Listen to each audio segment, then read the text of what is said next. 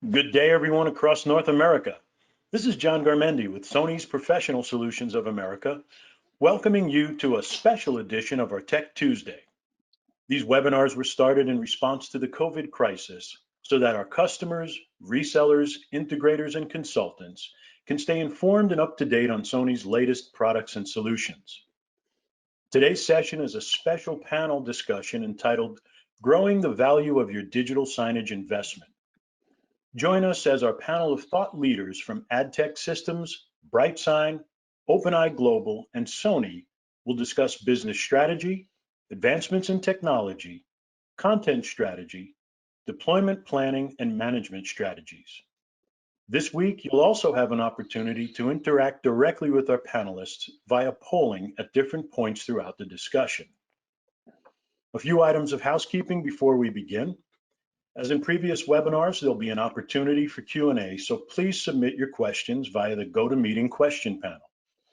I'll post links to information referred to during the webinar in the chat panel, and I'll also post a link to our YouTube playlist where you can view all of our archived Tech Tuesday webinars.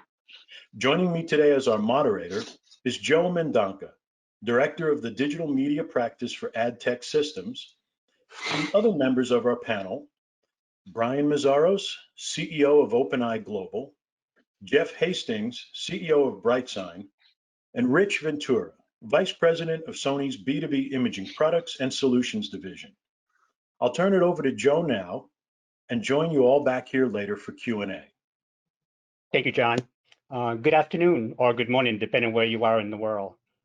Thank you, everyone, for joining our webinar on how to increase the value of your digital signage system. This is a topic that we are all very passionate about because we come across lots of customers who don't feel like they're getting the most out of their digital signage. And we spend a lot of time educating and helping them to get more value from their systems. We also believe that digital signage can help many of us to get through these challenging times. And it can also play a critical role in the post-COVID era, especially in the digital transformation of the workplace. In the next 45 minutes, we want to share some best practice and raise awareness to what's most important when deploying and expanding your digital signage system to help you not to make too many costly and time-consuming mistakes. We will share lessons learned and provide guidance on how to do it right. We plan to discuss the 4 key areas that can significantly improve the value of your digital signage system for your business and for your audience. So with that, let's get started. Our first topic is developing a business strategy. We all know that all successful digital signage initiatives start with having a well thought out business strategy, one that is accurately aligned to your business objectives. Rich, can you share some of the key elements that go into building a business strategy for digital signage and what users can do to measure it and to drive a quicker ROI? Sure. So I think the most important thing with any strategy and anything you do is you define a vision. You know, what are you trying? What's your end goal? What are you trying to hope to get at the very end of this? Then once you define that vision, then you're defining who the stakeholders are. Notice I haven't even talked about screens. I haven't talked about content, anything else. You got the vision. You've got your stakeholders. Then once you define your stakeholders, then you're defining what are your measurements of success, right? What do you define as success? What do you define as failure? What are those tools that you use to do that measurement? So now I have my vision, I have my stakeholders, I have my tools for measurement and success. So I've defined my ROI, my objectives, and everything else. Now I have that. Now I turn and look at, okay, what am I going to actually do? Right? So that goes to that next step of the physical, choosing the displays, choosing your CMS, your mounts, your location, everything else. But the heavy lifting on the front end is so critical. If you don't have a vision, you don't have your measurements for success, you don't have your stakeholders, you have a foundation that everything's going to collapse on top of. So I really heavily work with customers, or when we talk about this, is start at that easy, simple stage. Define the vision. If I can actually, I was gonna say, Joe, if I can add to that, I think Rich spelled out a lot of good points, and I think what I would add from a content perspective is that make sure when you're looking at stakeholders that anyone that is responsible for the creative side is involved in those conversations. It's best to get involved at the very beginning of it, especially as Rich had laid out, because not only is it critical for budgetary and for the hardware, but also very much for the strategy and the ROI, because the ROI is a combination of the technology you're using as well as the creative to bring that vision to life. So at the very beginning, we should be involved in that conversation. Yeah, and those stakeholders are more than just a stakeholder around the hardware, right? It's, you said, it's the content, it's the networking, it's the infrastructure. All those things have to play in well, because, you know, as I look at when you choose the screen you're going to choose, or the media player or the CMS, if you don't know all of the needs that come from the stakeholders, then you don't know if you're choosing the right system or whether it can even support what you need to do. And we'll talk a little bit more about that when we get to the deployment planning. But the one thing I wanted to add to that is once an organization has built a business strategy, it is very important to make that a living document that can be reviewed periodically to measure its impact on the business, review your objectives, or identify new objectives, since your business needs and the needs of your viewers continue to change and to evolve. You want to make sure your plan continues to adapt to your needs as your needs continue to change. Take COVID as an example, right? It's where your business objective has changed overnight, and your digital signage system, for those who had it, now became a communication medium to deliver time-sensitive information, keeping people informed, building awareness, or keeping people safe. So it's really important to make sure that that is not a one-time thing, but you continue to review it periodically. Yep. I mean, Jeff, I mean, there's multiple projects you and I have been involved in, and I know Brian as well, where if you stay static from the day one and then a year later, it's evolved way too much. Yeah, I think that's what we see on a continual basis with digital signage deployments. I think people's original idea and original vision, honestly, is fairly short and fairly limited. They're trying to solve an immediate problem. The reality is when you're spending the dollars on this kind of deployment, you really want to look out 4 or 5 years. And I don't think I've ever found a customer that really had the vision 4 or 5 years. It is constantly evolving, and most people define very simple goals up front, but over time, when they've got a system that works and is expandable and is reliable, they start adding all kinds of things. They're pulling in business metrics, they're pulling in real-time data feeds. It's just, and you know, on the content side, they're creating content that's really vibrant, that's you know, real time and provides what I call the experience. So most people think of digital signage as like, oh, it's something. I think of it as like, how do you create an experience? Because once you create an experience, you get people to look at it, and that's why you want it up there. So, you know, all these things roll into a system that we see over time grows far beyond what anyone originally envisions, and then the value of it becomes dramatically higher than before. Totally. Just to add to that too, it's a long-term commitment. I think that's what a lot of people sometimes don't necessarily understand. I think to Jeff's point, I mean, it just continues to evolve, and that's the beauty of it, is that, you know, there's more you're able to do with it, and the creativity really helps to push those boundaries and finds new ways to reinvent the application, the investment, to extend the shelf life of it. And so it really is a very much a long-term commitment. And I think, Rich, even to your stakeholder, you know, talking about who the stakeholders are, what we see is the stakeholders are just the kind of initial approvers up front. Over time, the stakeholders grow and grow. They're like, oh, this department wants to be on that. This department wants to do this.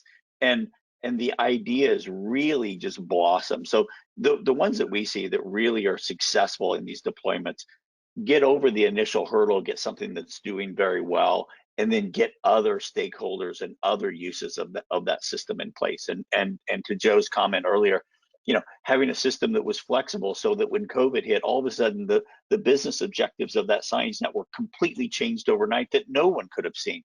But if you have a system that's flexible and stable, bam, you can switch over to that And now it's a very versatile system versus like, oh, it's showing content that's completely not applicable right now.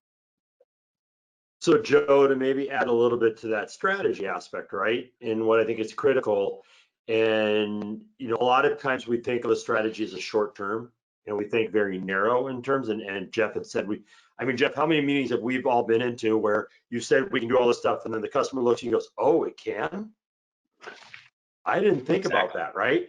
And so I think part of that strategy and talking about that is there's this other element of strategy that we don't think about, and that's bringing in external stakeholders, individuals, maybe software companies, hardware companies, who can share with you also what ifs.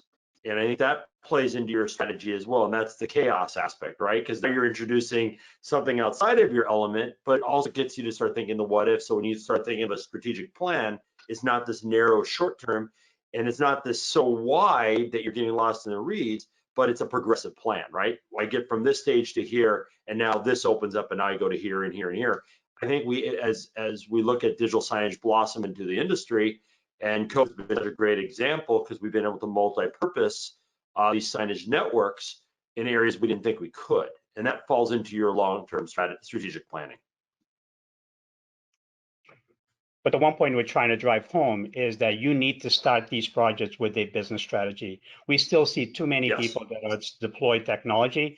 They identify the technology, they deploy the technology, and then they try to figure out the business strategy after the fact. And many times those two don't align. What you need from a business standpoint and what the technology is capable of doing is not the same, right? So you really need to start with one, and even if that's a small strategy, you start with something, and then after you understand better what's technologically possible, what the business really needs, and even after deployment and getting feedback from the business on what's working and what's not working, you continue to refine that, and that business strategy continues to evolve. But at least you have a plan that you're following, rather than just going into these projects with no plan in hand. Yeah, I love and hate when we're invited into a customer to replace the technology they've already deployed. I love it because it's a sale for us, but I hate it because it means there wasn't a plan on the front end, especially if it was done in the first 2 years, because they've evolved well past what that technology could do. They didn't have a measurement of success. All of those things fall in. That tends to happen way too often. Yeah, I mean, to your point, Rich, we see that a lot, that people put together a system, it does this initial little task, what I would call, that they wanted to do, and then a bunch of people start jumping on, like, we want to do this, like, we can't do that. It was only really defined for this small task. And then you end up just doing a massive rip and replace.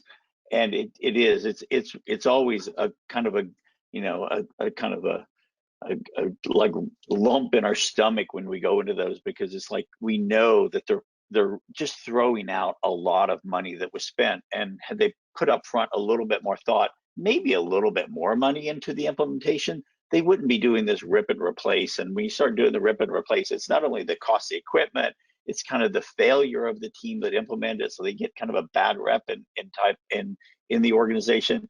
And then last but not least, you've got to send out all of these people to go rip out all this stuff. So the cost of actually sending out those people can actually be more than the cost of the actual equipment. So we see that a lot, which is always, to your point, just a super disappointing thing, because it gives digital signage in general a bad name, because a lot of people, oh my God, my friends over at this company, they put this in and had to rip all this stuff out. It's like, oh gosh, it pauses them on their actions because the fear of doing it wrong.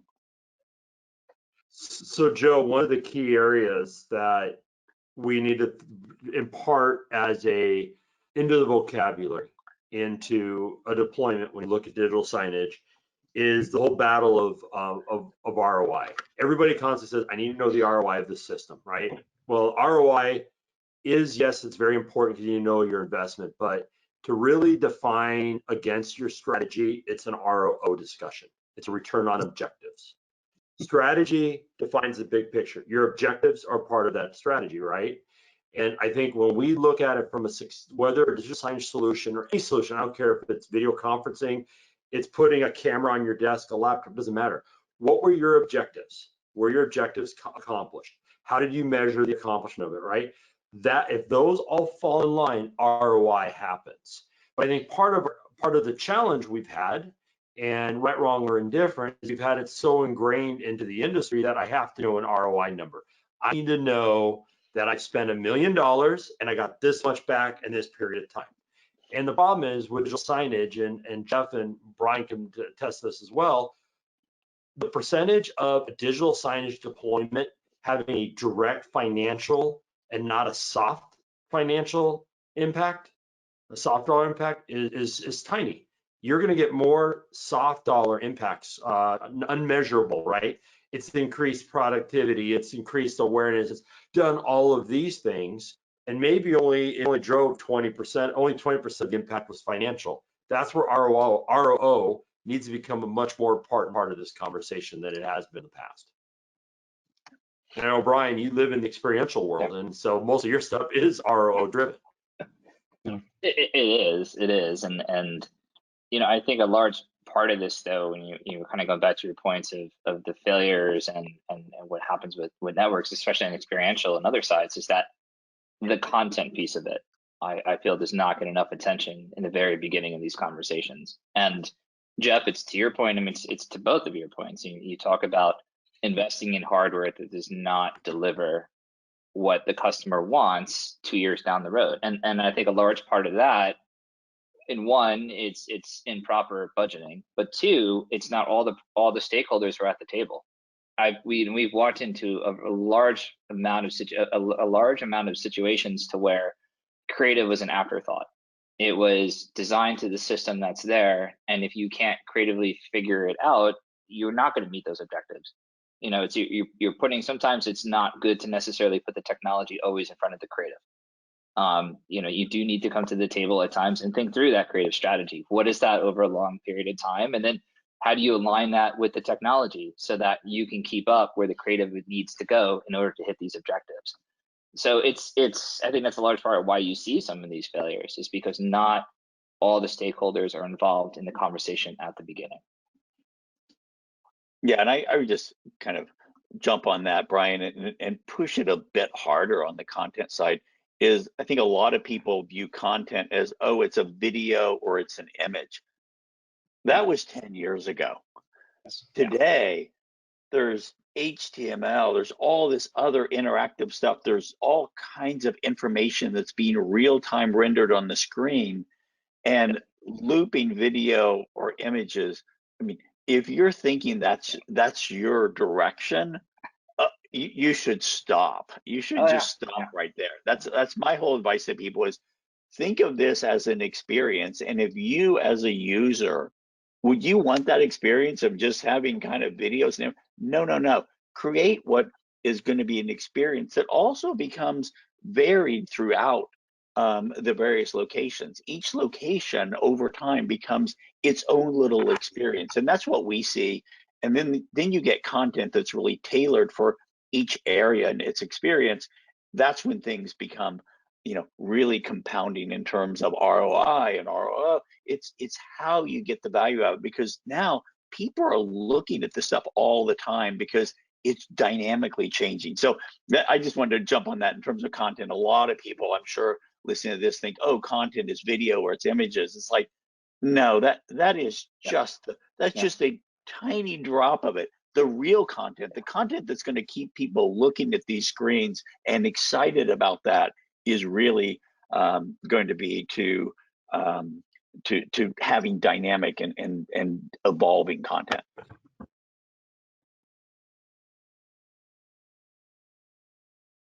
Well, this leads us to our next topic, which is actually content. So we'll talk a lot more about the content side. Before I get into that, we're now going to push our first poll to the audience. You'll have 45 seconds to be able to respond to that, and then we'll continue to push out other polls as we progress on.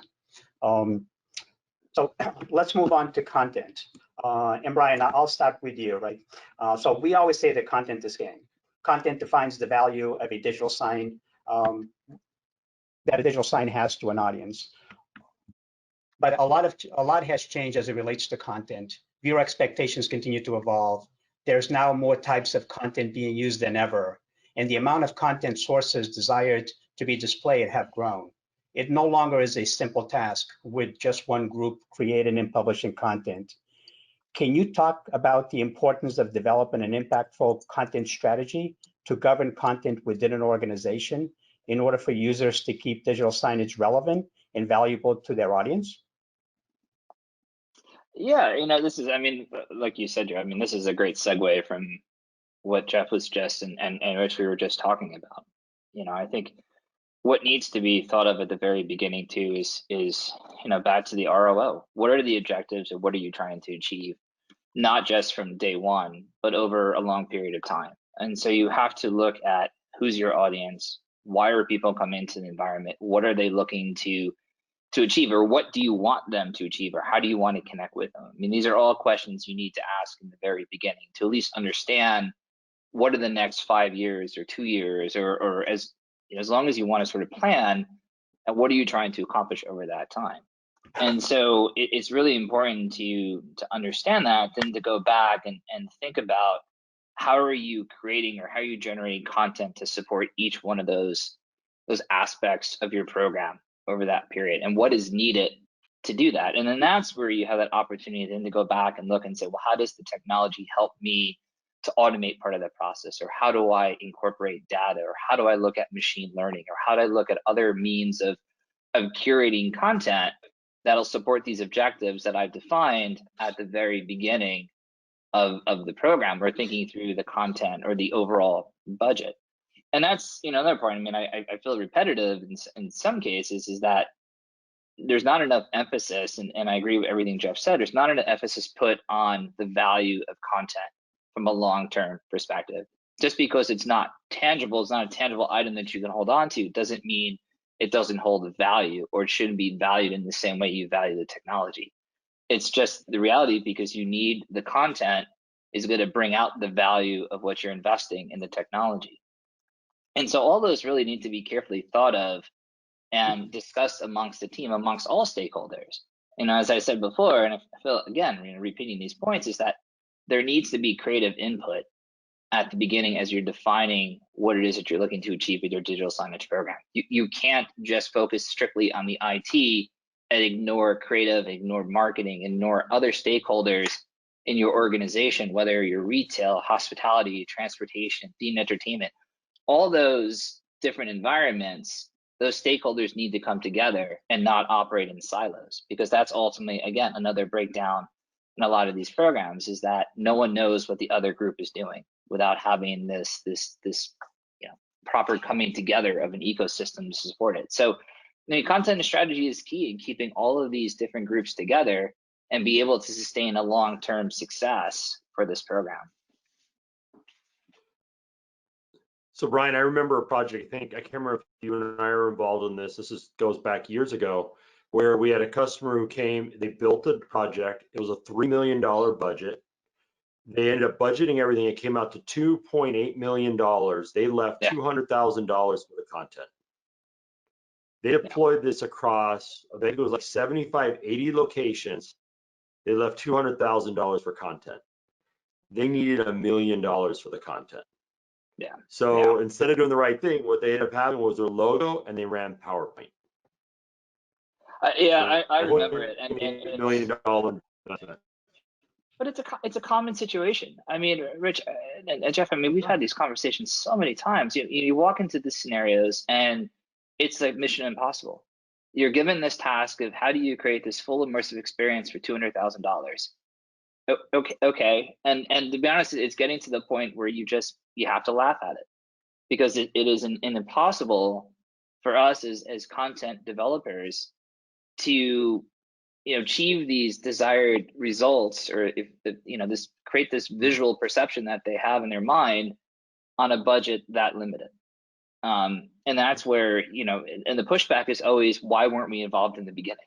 Why were we not at least on the phone call or in the room to have this conversation, to set expectations on how do you get there? How do you get there to achieve these objectives? How do we help shape that visual perspective of what you're trying to achieve? How do we not help you understand how to communicate to your audience and have them perform or take on the task that you want them to or pull something from it. So I mean, it is a bit frustrating at times, but then on the flip side too, it's refreshing because I do see the pendulum shifting to where you are seeing more organizations that are understanding that they're understanding that at the beginning we do have to have this holistic vision on how we approach a digital signage deployment. We need to understand creative, we need to understand IT, and let's start with everything being even.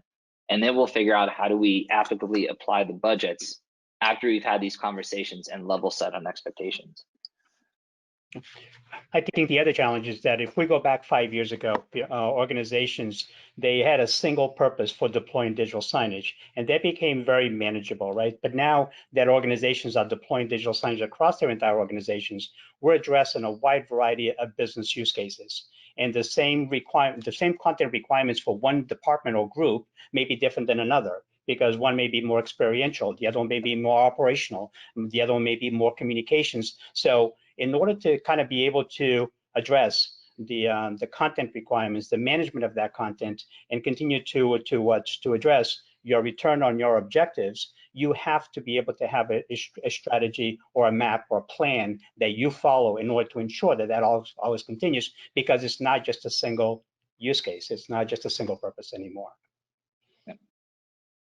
Yeah, I think back to Jeff's point, you kind of said before, there's also on the technology side too, there's a lot of great platforms and technologies that are in place now to make it easier to curate and generate content. I don't want to overlook that part of it, because there are systems, there are friendly CMSs, there are a lot of native formats and from HTML5 that if you think through that aspect of it and the workflow, it does become easier to create sustainable models for curating content. The way that assets are created, the way that elements are shot into filmed, there's ways to turn this into a very seamless workflow that makes it easier to maintain content, so that it is not as taxing on the budget as it was several years ago. So it's been nice to see the progression, not only the content development side, but the way the content is managed.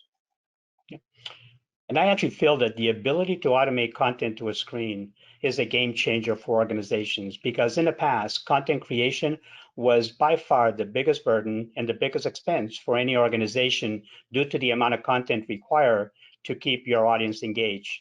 Just imagine if you have a single digital sign running 12 hours a day for 6 days a week for a full year, you have displayed 3,750 hours of content.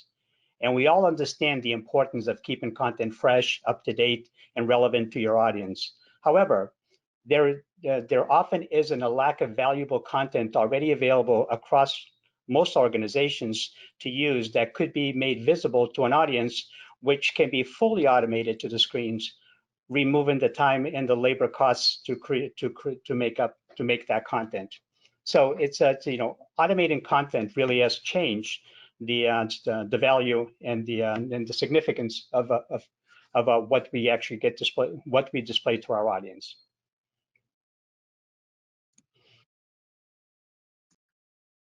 Any other thoughts on as it relates to content, or have we drilled this to the nth degree? I feel like we could just go on and on with the content topic, but no, I think we've covered some good points.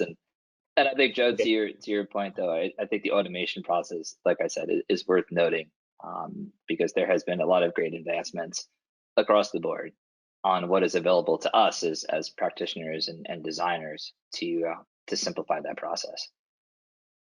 Yeah, I think we could go on forever on content because it's the most fun part of the whole thing. Then we'll move on to technology then. So we're going to push our second poll to our audience, and again, 45 seconds to respond, and then we'll share the results at the end of the session. So let's change topics to technology. In the last several years, we have experienced a lot of innovation across the digital signage industry, from content management systems to media players to IoT and analytics to kiosks to display technologies, allowing us to do so much more with digital signage today. Jeff, I'll ask you the question. In the last year, we've also seen a lot of innovation with within the media player market, which is allowing us to run more software applications on the media player and therefore addressing a lot more business use cases. I look at BrightSign and see the recent release of Bright Voice, Bright Menu, Bright Link, new cloud services like BSN Cloud, a growing partner network that is integrating BrightSign into their displays and into their content management systems, or writing code to connect BrightSign players to IoT sensors or cameras or other devices. Can you talk about how your players and your services have evolved and the type of value that it brings to your customers? Sure. I think if we step back and look at the overall equation when you're doing a digital signage deployment, at the end of the day, the technology becomes your base level platform that you're going to use. And it really depends on the size of the organization, the size of the deployment, but it starts with the basics of IT. How are you going to get these things connected? How are you going to manage them? And in the not too distant future, it was a lot manual. I mean, it was very manual. Even deploying things were very manual. So people would look at the labor costs of doing these installations, and configuring the content management system and things like that could be a substantial portion of the install cost. And when you start having labor rates of kind of a nominal $150 an hour labor rate, if it takes someone an hour on each one of these displays, or even a half hour, becomes a dramatic amount of investment. So we've at BrightSign's been looking at kind of all of these things combined from a technology platform. From what does the install look like? How much time does it take to get that CMS running, the connectivity, to making sure that we get all the security requirements put in place. I mean, some of the, we do a lot of banking and government installations, and it could be 6 months of security reviews just to get through, so that the IT department. So having a technology platform that we can easily configure for development security that they need. I mean, some of these places are like, there can be no open port on this player. It's got to be sealed off electronically and sometimes physically. So getting through those things is all part of the technology. And then moving on to when you start actually talking about the content and what's going to be there, being able to judge, is this going to be something that's going to last for a while? And we've actually done some stuff with a website called Digital Signage Benchmark, which actually tests a bunch of different kind of content that you can assess different players on. So we've done that. Mostly it's just as a tool, because there's nothing really good out there, worrying about gigabytes and megahertz and things like that. No one really understands the effect digital signage content. So we put some stuff together just to play with that. And it's another way of just addressing what you're trying to do. And then last but not least, as you move to the deployment, we talked about kind of the simple content, video and images. Okay, check that. Everything can do that today. And then you move to more automatic content generation, where it's HTML and taking information and dynamically displaying it. And then we think the next level that's really, and we see it happening today, is having the user or the audience actually drive the content. So, and that's where we've introduced things like Bright Voice. So it was something that we brought out kind of late last year. And guess what? With the COVID, no one wants to touch anything. So Bright Voice, which is the ability to have voice recognition running on it, is now just an awesome thing, and the deployment is going up. But that's something that, as a technology platform, you want to be able to add those things, and then that's kind of the user interacting with it and driving the content. So now it feels like a custom experience, because they're controlling the signage, right? They're controlling the experience. And then you move on to what's really come up in the COVID is people are trying to understand how the signage can be driven by sensors, which is that next level. It's now you've got video and images, you've got automatic content generation from data feeds, you've got the ability for the user or the person saying in front of it to drive it, and then you've also got external systems monitoring the number of people in the store or where crowds are, and having the signage change based on these other analytics that's going on. So when we look at that, bottom line is, when you put that technology platform out there, you need to look at everything from the installation to generating the initial content, towards what other types of things that you're going to add on later into the system. And we've even done a lot in the manufacturing environment, which people kind of like, oh gosh, that's not super exciting, digital signage, but that is really where you get ROI, because you're able to communicate to the employees. And by having all of these sensors and recognition that, hey, you're trying to keep that manufacturing environment safe, these new capabilities of being able to layer on a system that no one would have thought of a year ago is now a critical part of the system. So bottom line is, when you're looking at a technology platform, and it's what we do from BrightSign, is the actual media player, make sure that it is a capable platform today, but where it's going to go is probably going to use 2 to 3 times the power of what you ever thought of when you put it in. Because we view that when you put these things in, you ought to be planning for a 6-year life cycle. If you can't have this thing as a 6-year life cycle and know that the infrastructure that you're getting is going to be updatable, it's going to have security patches and massive changes over time. I mean, Brian can talk about for the HTML engine. If we look at an HTML engine, HTML5 from 5 years ago, and the HTML engine today, if that thing didn't get updated, Brian and his team would have a really hard time kind of squeezing into that old engine. So what you need to look at is make sure these things are upgradable over time, that manufacturer that you're buying the stuff from has a history of doing that. Because if they don't, then you're going to be stuck in kind of an original deployment. So we see that happen a lot, where people are, oh, we're just going to buy this limit thing, and oh, guess what? We probably don't have all these upgrades, and then you're stuck. And then a year and a half, 2 years down the road, everyone's drained, and we get back to what Rich was talking about earlier, where we've got that kind of lump in our stomach because we're recommending ripping something out. Totally agree with that. Joe, it all goes back to what we started with. Yes. Defining your strategy. Doesn't it always go back to that? I mean, that's your map, right? It always goes back to your map when you're lost or when you need to get direction, right? So, Rich, the other areas where we've seen massive changes in growth is on the display side. Now, Sony has decades of video innovation in our industry and continue to raise the customer value with their new lines of LCD displays, CLED, micro LED, and so on. Can you give our audience a perspective on some of the key changes taking place with display technology and what it means to our audience? Years ago, I used to sit down with customers and they'd ask me, so when's this tech coming out? And when's this tech coming out? And I look at them and I say, well, when are you ready to buy it? When are you ready to consume it, right? Just because this idea of a technology, I think I remember 18 years ago, when are we going to get OLED? And I look at them and say, well, are you ready for OLED? Do we have the content? Do we have the main, those things, right? Displays and the technology evolve based on the usage and the needs, right? And that falls all tech, right? We need faster computing because of this, or we need cloud services because it all evolves to that. But what I think we've seen I would say last 12, 18 months, and it's hard with COVID that we were to judge this, but we've really seen that the growth of evolution with direct view LED, I think is even growing more than we thought it would, because people want to be able to visualize something, but from a further distance.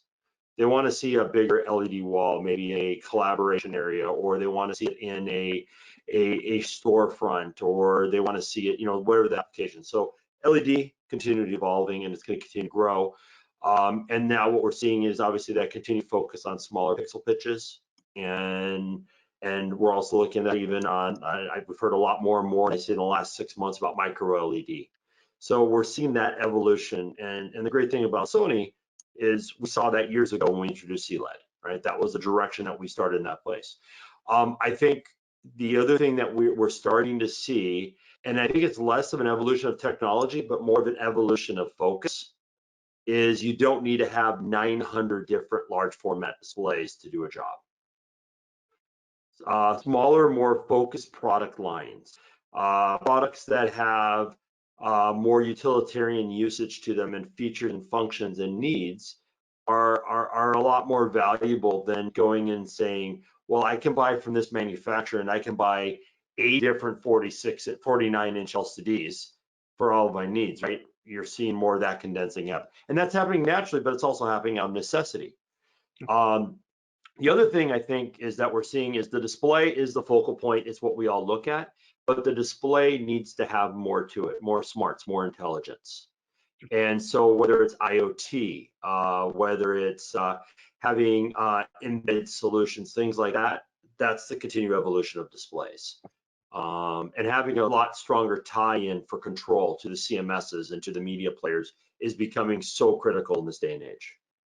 Yeah, I agree. Building smart and more agile systems is where we all need to focus on. I'm just going to add on to what Rich was just saying, and this is another kind of conversation Rich and I've had, is that I think the other side of the display technology is the creative side. You know, there's also the part in terms of how do the displays fit within the environment and where do they fit in? Because there's the whole other side to it, as well as the, you know, you talk about strong engagement, and it does come down where are displays placed. How are they creatively tied into the fabric of the environment? How are they, you know, how does a fabricator work with them? And that's something too, which is where a lot of display technology has gone with LED, with micro LED. It's just the opportunity to open up new canvases for us to create on and to change the way an environment is envisioned and looked at. And so, you know, that's what's exciting for us, is because not only are we, you know, creating content to go on a display, but we're also creatively looking at ways to bring technology into the space to make it more aesthetically pleasing than just a square or a 16:9 object on the wall. We've got to remember, projectors still have a play in digital signage. We all forget. Everyone thinks projectors only go in the classroom. In fact, I remember reading, I think it was 2 years ago, I remember reading a study that 40% of digital signage installations were projector based. And I believe last year it was around 20, 25. And a lot of it is door projection mapping on buildings and things like that. But there are areas where a projector is it will better serve you because of the environment you're in, what you're doing, so on and so forth. So like Brian said, and Jeff and I've even had this conversation as well, is we got to stop thinking so much about in that rectangle, and let's go back to that strategy and your plan. What are you trying to accomplish? And then look at the palette that you're going to use. Because just because everyone said that's fit in a rectangle doesn't necessarily mean that's the right answer. I think it's a great point, Rich. I mean, if I look at some of the things that we've done with projectors, and it creates an environment. I think the one that pops up in my mind just right now is the 9/11 Museum. You go to the 9/11 Museum in New York, and they have massive projection, and it brings that space from a whole bunch of different exhibits. It brings it to life. In addition to the audio, I mean, we also don't want to forget about the audio, but the audio in this massive kind of projector experience brings that place to a whole new level. And if you didn't use you know, the audio and the projector, it'd feel much less impactful. Totally. Jeff, there's been a lot of talk about the benefits of system on a chip, especially for smaller deployments, but there are significant benefits in using a player with higher compute and the use of a more manageable edge player that can do more than just simply render digital signage content.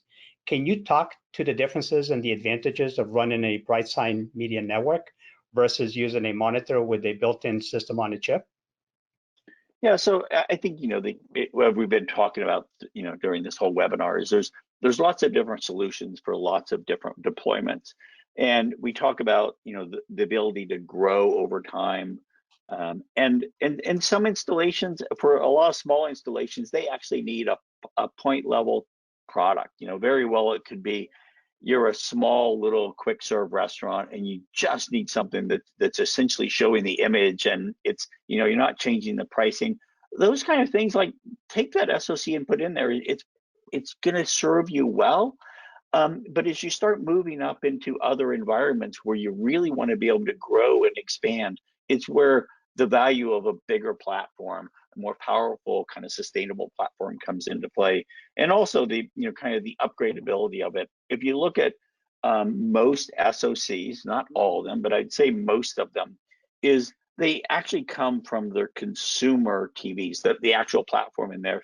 And those things are built for streaming. So a simple, user interface, OSD as they call it, on-screen display, and then streaming content. Well, if we look at, pretty much, I think all of us would agree that most of the digital signage networks we do today are not streaming. They're stored content, they're generated content with HTML and things like that. That's just not, it's kind of a mismatch for that. So if you have something simple that's going to look, pretty much like a consumer TV, those platforms work really well on that. But as you start to expand, they still run out of power because those platforms, in the consumer world, they're very much optimized for lower cost, just do exactly what you need. In the digital signage space, it's almost the opposite, because what you want is something that's going to expand over time, because your use case just evolves as we really talked about. So, what we do is really focus on that platform, and like I talked about, security and things like that. The level of security in a consumer environment and the level of security in an enterprise environment is just dramatically different. It's kind of the same as you go down to Best Buy and you buy a home router, right? Yeah, you do that. Well, guess what? When you go into a business, there's no one using those Linksys routers in a business environment. It's just, there's a lot more need that goes into it. So what we try to do is provide that platform to allow you to grow over time. But the SoCs, they have their place in the world, but if you're doing larger deployments and really want to look at that over time, most of them struggle. And I'm not trying to put them all down, but most of them struggle because it's not the core business model of which they were developed for. So obviously, Sony, we use an SoC, and the focus in an SoC for us is exactly where Jeff is saying. It's that entry point. It's getting those people who need a simplistic system. Obviously, like any application, the more complex, the more data, or everything you need, that's when you start going upward. And we fully agree. There is a place for an SoC, but it really is in that entry point. It's a good way to enter into the market for us. But the other thing is application specific when you look at the technology that you use. Very good. We're running a little bit late on time, so we're going to be pushing our third poll at this point, and then we're going to move into the deployment, a deployment methodology for digital signage. And we'll try to be brief in order to kind of allow a little bit of time for Q&A.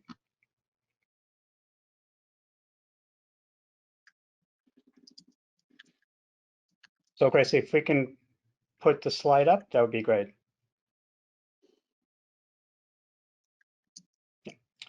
Very good, thank you. So a successful digital signage deployment requires that we follow all 6 steps represented in that half circle diagram on this slide, especially if you are scaling digital signage across your organization. However, we find that most organizations have a very fragmented approach to deploying digital signage throughout their organization and therefore get mixed results. You might have a selective group of people developing the business strategy represented on the first section of that diagram. A completely separate group creating the content, maybe internal comms or marketing or an outside agency, then a different technical team selecting the technology, then using an integrator to perform the installation. And if it's in different states or countries, then it is often implemented differently due to the skill and the knowledge level of that integrator. And lastly, a different team will often be responsible to manage and support the users and the technologies. As you can see, this is a very disconnected and disjointed process, making it impossible to produce satisfactory results. You need more of a unified approach, and you must have alignment between all 6 critical areas represented on this diagram to make it optimal and valuable to your business and to your users.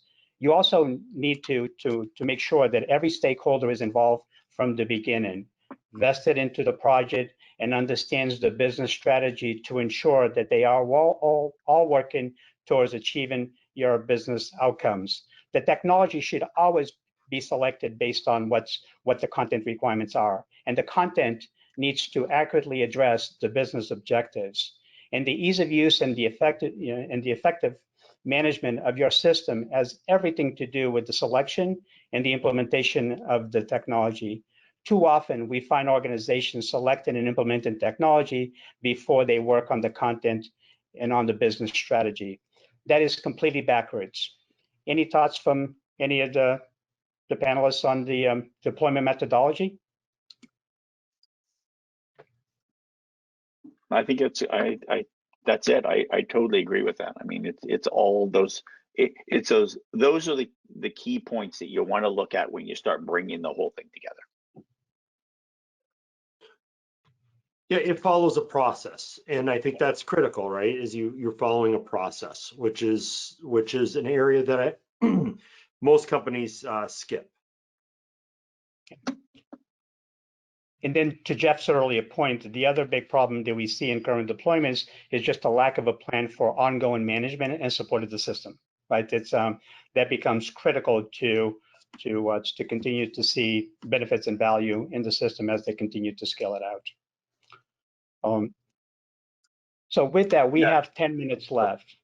Sorry, Jeff, go ahead if you had a comment. No, I think to that point, I mean, the ongoing management, the ability to know that all of these, geographically disparate locations are running is super important, because one of the things that happens with digital signage, unfortunately, is screens are black so often that people just walk past them and never say anything. So the ability to monitor and make sure those things are running properly is critical from a distance, and a lot of people forget that. And so it's one of the things that we really push on, is making sure that you can actually make sure the monitor's on, the player's playing, it's doing what it's doing, because no one is going to call you and say, hey, that screen's black, because they're so used to seeing black screens. Yeah. So we have 10 minutes left for Q&A, and we're actually hoping to have 15. So John, I don't know if we have any questions that we should present to the panelists. We do, Joe. We have a number of questions. Were we going to at least take a quick look at the poll results before jumping into the questions, or should we just jump right in? I think a quick showing of the poll would be great. I think it would be great too. Okay, so here's the first one. I don't think that there are many surprises, although I think the first one is a pleasant surprise, right? In terms of business performance, 39% are experiencing growth. I think that's very encouraging for our industry. And then between flat and businesses down, split evenly. So good to see. Yeah, agreed. And what level does your organization get involved in the content development? So we've got 37% are offering content production services, very nice. 30% are partnering with an agency. 25% don't offer creative content services at this time. And 11% do it exclusively for their clients. Good. And I think there's one more. Okay, so it looks like about 40% of our attendees today were resellers, 30% again split evenly, 30% end user, and about 30% other. I know we've got a couple of consultants on the webinar as well, and I think that's it. Yeah. So let's jump right into the questions, and we'll get through as many as we can here. Well, I would say, just for the attendees, there are a number of questions that are very product specific, and what we'll do is I think we'll handle those offline after the webinar, and allow our panel to speak to the broader questions that we have. So the first one, I think, goes back to the beginning of the panel discussion with respect to having the vision, the stakeholders, and the tools. We have a question here from Michael asking about where does the pain point come in when you're developing your strategy around digital signage, and I guess that plays into the vision part, Rich. Yeah, I mean, that's part of your entire plan is that's why you bring in the stakeholders, right? Is you're defining what are the pains, what are the needs of the organization, what are you trying to accomplish? And the key thing is you can't think of the pain at one level. You've got to look at the pain that creates the pain that creates the pain, also known as a pain chain. So you're going to tend to go probably 2, 3, maybe even 4 levels above that specific pain. It could be easily, I'll use a really easy example, that pain could be within the organizations, you need to, if you're a school, you need to increase donor dollars, right? That's your major pain, but down lower, it could be, well, I've got to cut programs because I don't have money here, or things like that. It goes up this way. And so that's part of why you have the stakeholders. That's why you set out your strategies, your objectives, your goals. Some pains may not be critical, right? So now you have to also prioritize which is mission critical down, mission critical to a must have, a need to have, a like to have. It's okay if we don't have, right? And that falls into it. And one of the things I've always created with customers is an entire objective sheet with pain rankings and defining those pains and how this will solve those pain points. And that falls through the entire objectives process. Very good. Thanks, Rich. Chris asks, are there any metrics or tools that systems design consultants can use to help understand the need and the budget of their customers, clients? System or tools? I think that there's a couple of questions here from our attendees as well who ask about basically measuring ROI, right? Mm-hmm. How do you measure the sales lift from digital displays in retail, and is there an accepted ROI? Okay. Well, I mean, Brian, I know you deal with the ROI a lot as well. Yeah. So.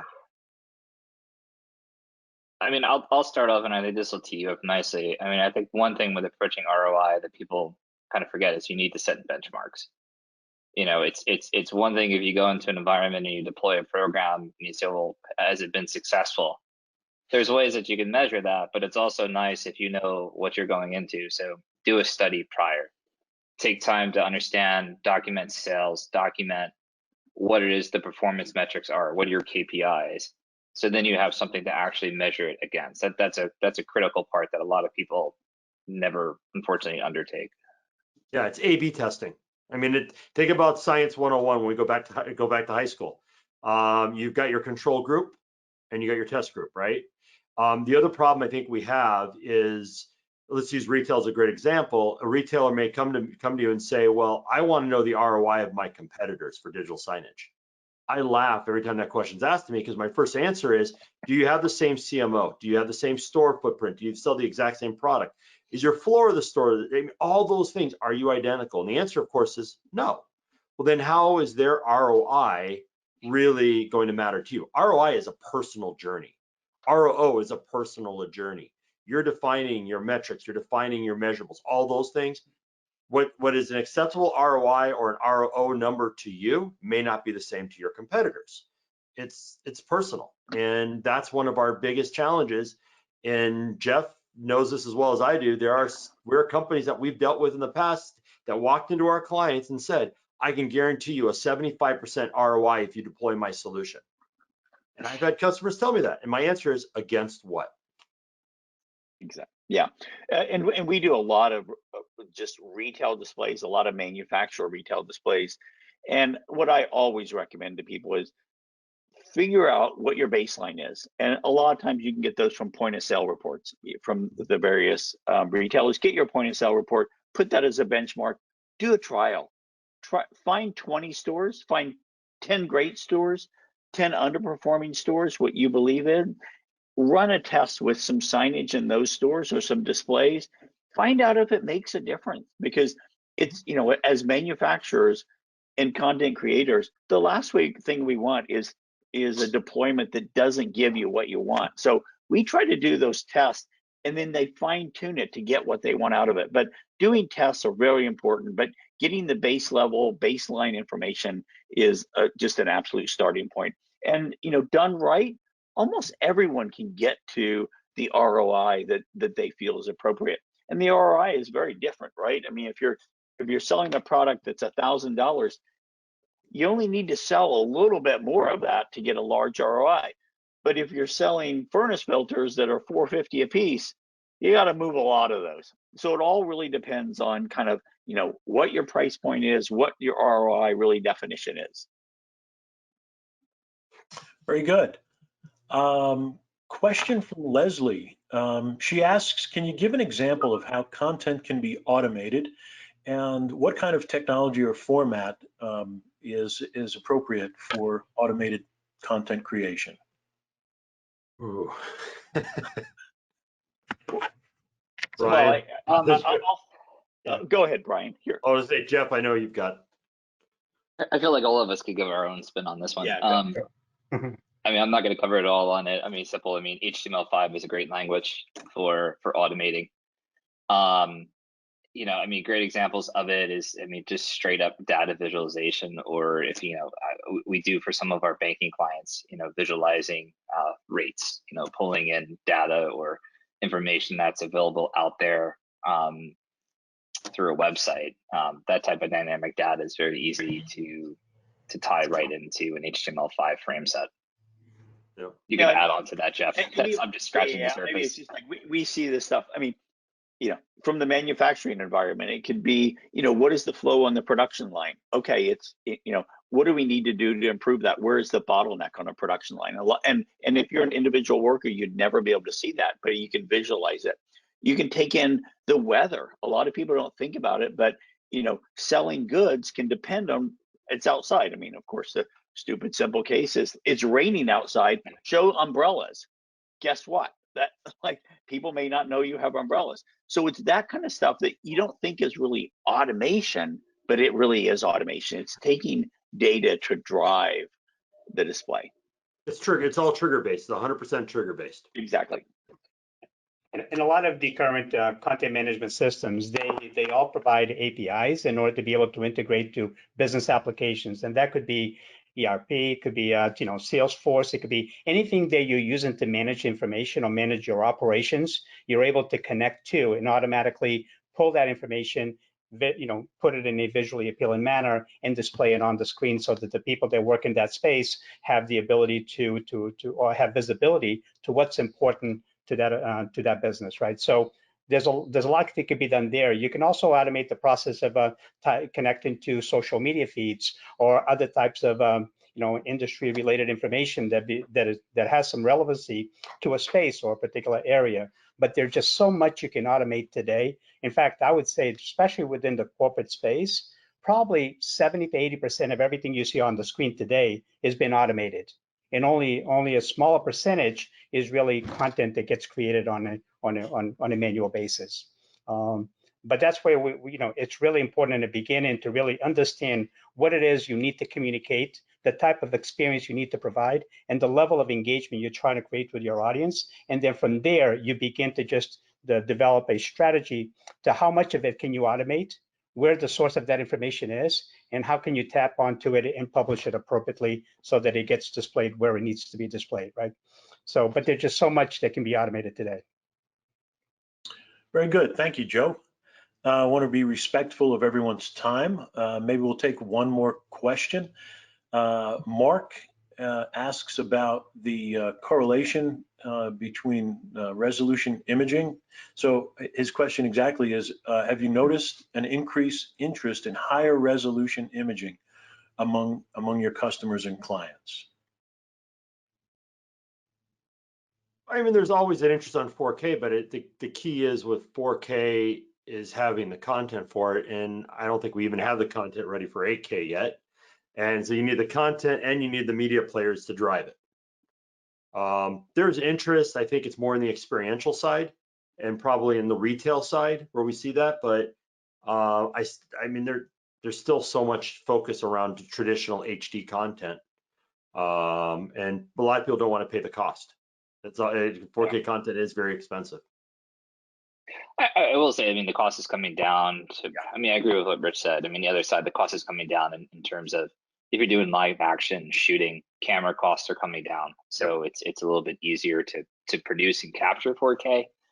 So, you know, starting to see an interest just primarily because of that is becoming a bit more affordable too. And then LED as well, you know, with the resolutions increasing and the pitch sizes changing too, you know, that's also driving to some of the interest in looking at higher resolution content beyond HD. Okay, very good. I think that everyone thoroughly enjoyed the panel discussion based upon the participation, the amount of questions that we had. One of the things I'd like to mention to the attendees is that, again, there were some questions that were very specific to a couple of the companies here represented in terms of products and so on. So those will be addressed separately after the webinar. We've got everyone's contact information, and as we always do, we will follow up. And we've got this last question poll for everyone. We'd love to get your feedback on this style, and it's a little bit different than our typical Tech Tuesday. So I'd love to hear your voice back on that as well. And with that, I'd like to thank all the members of our panel again. Joe, serving as our moderator, Brian, OpenEye Global, Jeff, BrightSign, and Rich Ventura, Sony's B2B Imaging Products and Solutions Division. I'll remind everyone that next week is Thanksgiving week, so we will have a rerun and we'll be replaying our Pro Bravia BZ40 series introduction. And I ask you all to join us back here live December 1st, where we'll be going over our Bravia video conferencing installer. And as usual, as I always say, please stay safe, stay healthy, and thanks for joining us. See you soon.